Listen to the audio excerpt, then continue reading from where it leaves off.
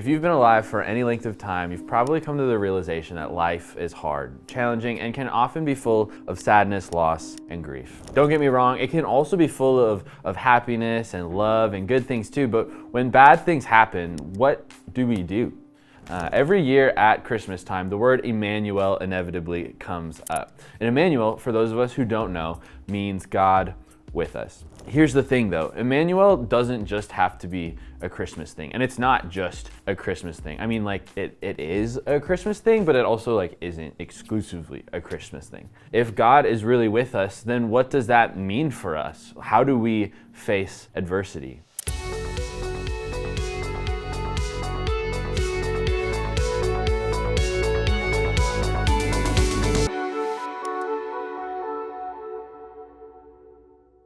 When I was a freshman in high school, I got sick and it sucked. It was the weekend that we were going up to our winter camp and I just could not stop throwing up. It was not the vibe. But like the good older brother that I am, when my brother got home from camp, I ended up giving it to him. I ended up giving him my sickness. I mean, sharing is caring, right? Obviously, I didn't actually mean to get my brother sick, but since we lived in the same house and had the same room, it was kind of inevitable that he would get the sickness that I had. But my brother didn't end up throwing up. Instead, what happened was the virus that I had given him ended up attacking his heart. The night that he got admitted into the hospital, he had about a 25% chance of surviving the night. And luckily he did. But after that, it was 6 months of hospital runs and ER visits, just so many doctor's appointments that my brother had to go to. And at one point we were at school in Chinese class and he was gonna go home because his heart was giving him problems. And I could see from across the classroom that he was kind of struggling a little bit to stay up while he was packing his stuff. So I got up and I went over to help walk him out to the car. As we were packing up his stuff into his backpack, he looked up at me and just said, "Hey man, I'm about to pass out." And then he did. And so I caught him, slowly lowered him to the ground, and we had actually just finished the CPR certification portion of our driver's ed class. So I kind of knew what to do. So I checked him for a pulse and I couldn't feel anything. He wasn't breathing, there was no pulse. And the rest of what happened was a blur. My mind was absolutely racing. My brother ended up being okay, but in that moment, the first thing that I thought about was, firstly, how am I gonna tell my mom? But then I started questioning God. I mean, why Micah? I mean, he is a kid who's grown up his entire life wanting to be a pastor. Everyone in my family has encouraged him to be a pastor. He has all of the books from my great grandpa. So why him? Why not me? I mean, I was the one who initially got sick in the first place. Why is this happening to our family of all of the families? Like what's happening? What are you doing? I mean, you say that you have good plans, but how is this right here good? I mean, where is the good in this? Where are you? And I think that we can all think of a time in our own personal lives that life was really hard. And if you currently have or are currently walking through something hard, I just really quickly want to stop the video to say that you aren't alone. You're not alone. We created this entire YouTube channel to have fun and make funny videos and laugh and eat spicy chicken wings and kind of die. But we want this primarily to be a place that you can go to when you aren't sure what else to do. The whole playlist that this video is in right now is all about what we should do when bad things happen. And we have other videos on this channel, like the one that we did on anxiety, that are here and designed to be helpful for you. And so if you want, feel free to subscribe and come back to this channel anytime that you're needing a little bit of extra help. There's a question that we can ask ourselves that can change what we do when bad things happen. And that question actually comes from a verse in the book of James. In James chapter 1, verse 12, it says, "God blesses those who patiently endure testing and temptation. Afterward, they will receive the crown of life that God has promised to those who love him." And so, okay, there's no question in the verse, I understand. But the question that we can take away from this verse is, in the face of hardship, how should I respond if I know that God is for me? Because if we really believe that God is with us, shouldn't that affect how we respond in some difficult situations? Or is God only good if our life is good? In the book of Genesis, there's a story of a guy named Joseph that I think that we can all learn from. There also happens to be a VeggieTales episode and like a whole Broadway musical about him. So he must have done like something right? And the part of this story that I want to focus on is a little bit of a ways into the story. So right now, really quick, I just want to fill in some context for all of you so we can make sure that we're all on the same page before getting into the meat and potatoes of what I want to talk about today. So there was this guy, his name was Jacob, not Joseph, but his name was Jacob, and he had like a bunch of sons, 12 sons to be exact.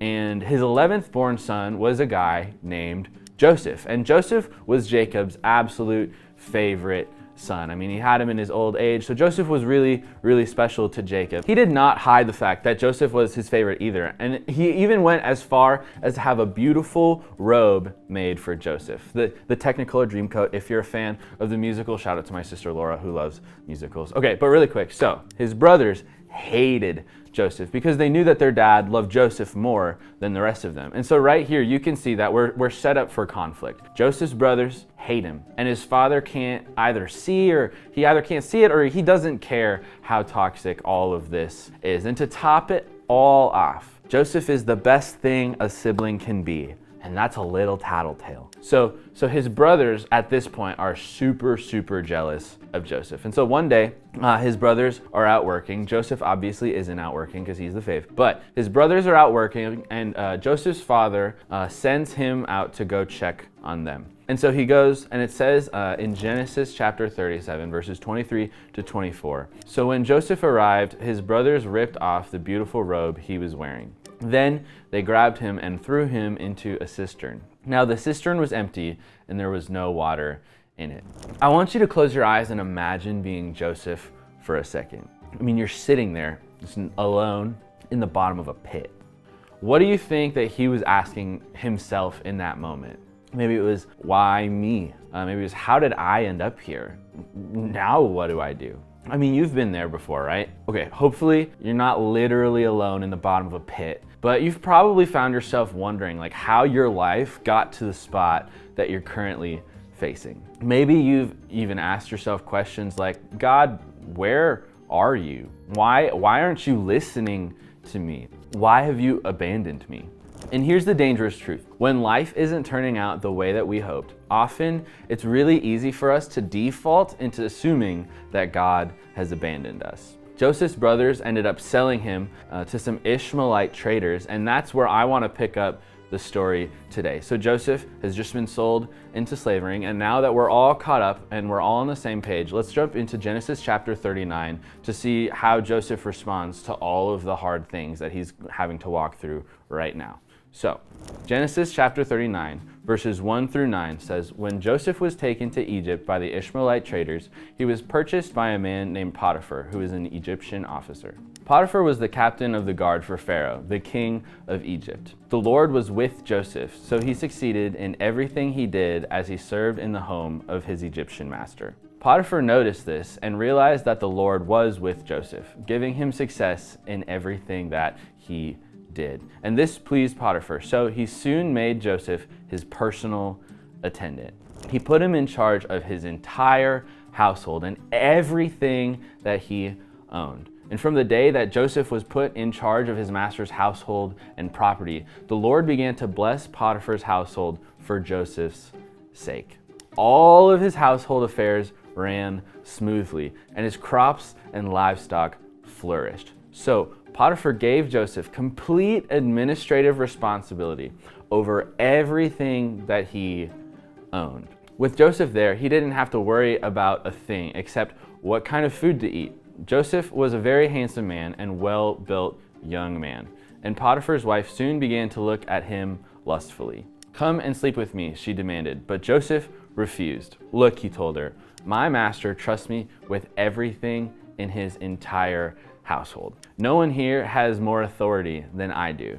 He has held back nothing from me except for you, because you are his wife. How could I do such a wicked thing? It would be a great sin against. The part of this passage that I want to highlight is right at the beginning of verse 2, where it says the Lord was with Joseph. Now, we need to be really careful because we could take this passage and twist it, and that could really mess with our theology if we aren't thinking intentionally about what this verse means. Obviously, we see that God was with Joseph, which again is what Emmanuel means from Christmas, God with us. But it can be really, really easy for us to then assume that if God is with us, then things are going to be great. Like if God is with us, then our parents won't end up getting that divorce. We'll make the team that we wanted to try out. We'll get the part in the school play that we wanted. We'll be in the relationship with the guy or the girl of our dreams. I mean, if we have God with us, then life will be perfect because God is with us. It's like we have this under the table agreement with God that if we come down and live a somewhat moral life, then God needs to hold up his end of the deal and keep blessing our lives. You're not going to want to hear this, especially if you're in the middle of something really difficult in your life. But the process of becoming the person that God wants us to become rarely comes from success. So even if God is with us while things are hard, we have some responsibility in the situation as well. Here's the thing, our response to hard times matters. If you take a really quick look at verses 3 and 4 from the passage that we just read, it says, Potiphar noticed this and realized that the Lord was with Joseph, giving him success in everything he did. This pleased Potiphar, and so he soon made Joseph his personal attendant. I mean, he put him in charge of everything he owned and his entire household. See, Joseph's master noticed something that was different about him, and so he promoted him. Why? Because of his response in the middle of this hard situation mattered. I mean, remember, he was just sold into slavery. And I don't know about you, but if I were Joseph, I would probably look at things a little bit more negatively. I'd probably be thinking things like, man, this sucks. This isn't fair. I just want to go home. I mean, last week I was the favorite child with a nice, colorful coat, and now I'm a slave. What did I even do to deserve any of this? And this whole time, Joseph wasn't trying to escape. And from what we can tell, he actually had a good attitude about it. Joseph never stopped depending on God. He made a choice that even in the face of his circumstances, to respond as though he knew that God was with him. God cares more about your character than he does about your location. In verse 9 of chapter 39 of Genesis, Joseph says, "No one here has more authority than I do. He, Potiphar, has held back nothing from me except you, because you are his wife. How could I do such a wicked thing? It would be a great sin against God." See, Joseph passed the test. He could have easily cashed all of his chips in, and he could have had a beautiful woman. I mean, okay, really quick, let's just be honest. Who is really gonna know? Somehow though, Joseph, without a church, without an accountability group, without community, without the Bible, or even without the 10 Commandments, without any of these things, Joseph was able to refuse, saying, "How could I sin against my God?" Not to mention, Joseph, again, is in a really, really tough spot right now. Remember, he's literally a slave. It would be super, super easy to want to just forget about all of that. But through all of it, Joseph's character remained intact, even though he also ultimately ended up paying for that decision too. But the bottom line of all of this is this question: is our faith in what God does, or is it in who God is? What Joseph was able to do was have faith in God's identity and not just God's activity, or in this case, from Joseph's perspective, lack of activity. Why do bad things happen? Honestly, I don't know. And it really sucks sometimes. Why are you going through what you're going through? I also can't answer that. Is what you're doing God's will for your life? I'm not sure. Will it all be over soon? Honestly, I can't say. Will how you respond make a difference? Absolutely, 100% yes. It will make a difference more than you will ever know. That's what Joseph did. Despite his circumstances, he decided to trust in the person of God, not just focusing on all of the bad elements of the world around him, not just focusing on what God was doing or not doing. He decided to trust in the person of God. And this is a lot easier said than done. But the first thing that you need to answer for yourself is the question that I asked just a second ago. Is your faith in what God does, or is it in who God is. And even when hard times come, even when the crap of this world hits the fan, Jesus already died on the cross for you and for your sins. Life is gonna happen, but if Jesus covers you, covers your sin, and makes you holy, then even when the circumstances of life comes at you, you can know that beyond a shadow of a doubt that God is with you. And when you feel betrayed or hopeless or alone, you can always be reminded that we do not have a high priest who is unable to empathize with our weaknesses, but we have one who has been tempted in every way just as we are, yet he did not sin. That's Hebrews 4:15. So my question to you is, have you asked him into your life and given him complete control? God is interested in your character and he wants to be with you, but is your faith in him, or is your faith in your circumstances? Is your faith in what God does or in who God is?